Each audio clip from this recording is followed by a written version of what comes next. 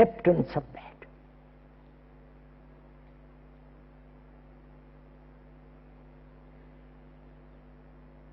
When one realizes that you are the rest of mankind, you have a tremendous energy. You have broken through the narrow groove of individuality, the narrow circle of me and you, they and we. And we are going to examine together this very, very complex consciousness of man. Not the European man, not the Asiatic man, or the Middle East man, but this extraordinary movement that has been going on for millions of years as conscious movement in time.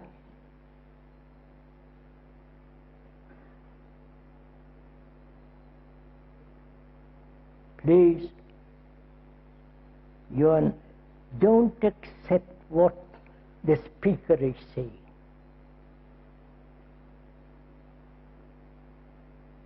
And then it'll have no meaning. But if you begin to doubt, you begin to question, be skeptical, to inquire, not hold on to your own particular belief, faith, experience, or the accumulated knowledge that you have been given, or that you have, and reduce it all some kind of petty little me. If you do that, you will not.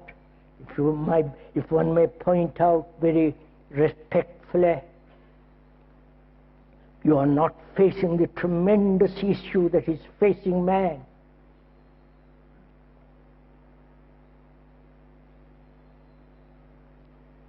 So together, I mean together. You think one way, I think another. Together, as human beings, confronted with this tremendous danger of existence of whole of humanity. Because the atom bomb, the wars, whether it is in the Middle East or somewhere else,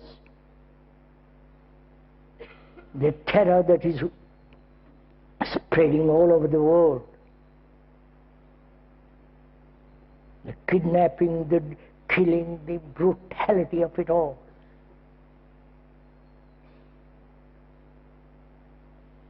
We as human beings are responsible for all this.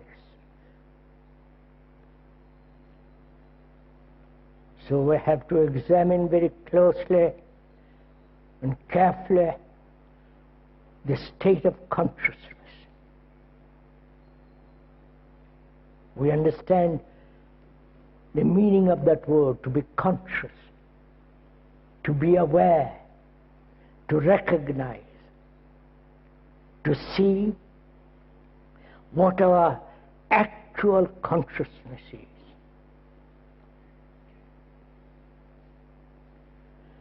First,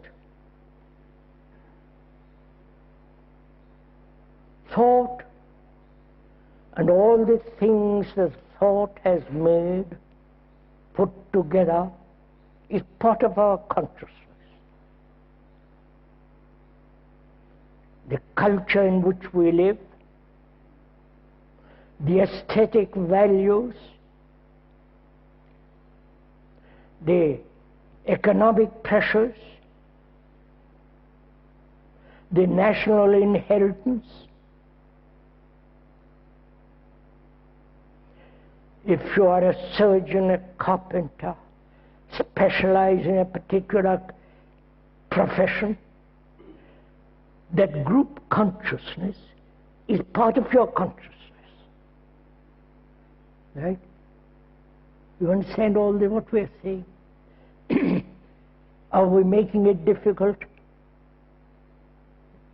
We are not scholars. At least the speaker is not. We are dealing with human existence with all its complexities.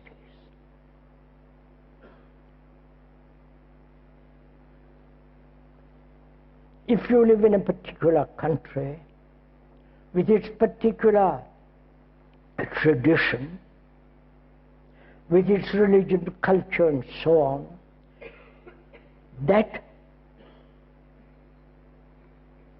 particular form has become part of your consciousness, the group consciousness, right? The national consciousness, the particular professional consciousness. This is again of facts.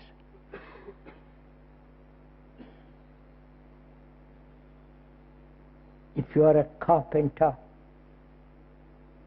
you have to have certain skill, understand the wood, the nature of the wood, the instrument, so you gradually belong to a group that has cultivated this special particular form, and that has its own consciousness. Like the scientists, like the archaeologists, like the animals have their own particular consciousness as a group, and so on, so on. That's part of your consciousness. Right? Please see the fact of this for yourself. If you are a housewife, you have your own particular consciousness.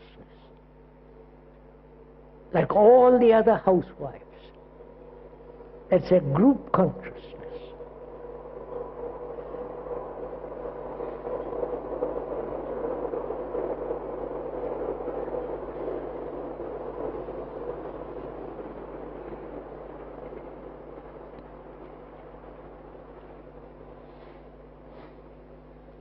Permissiveness has spread throughout the world. It began in the West, far West, and has spread right through the world. That is a group conscious movement. Right? See the significance of it. Please understand, go into it for yourself, see what is involved in it. You are discovering scientifically that certain animals have been, they are experimenting with certain animals, say in England and say in Australia, and those animals learn much quicker. Because one set of animals like rats have learned after 20 generations certain action, and the 25th or 28th learn much more rapidly. And in Australia, these rats have learned much quicker without going through all the experiments. You understand all this? So, it is not a genetic transformation, genetically evolving, but there is a group consciousness that is operating. You understand this? I hope you understand this.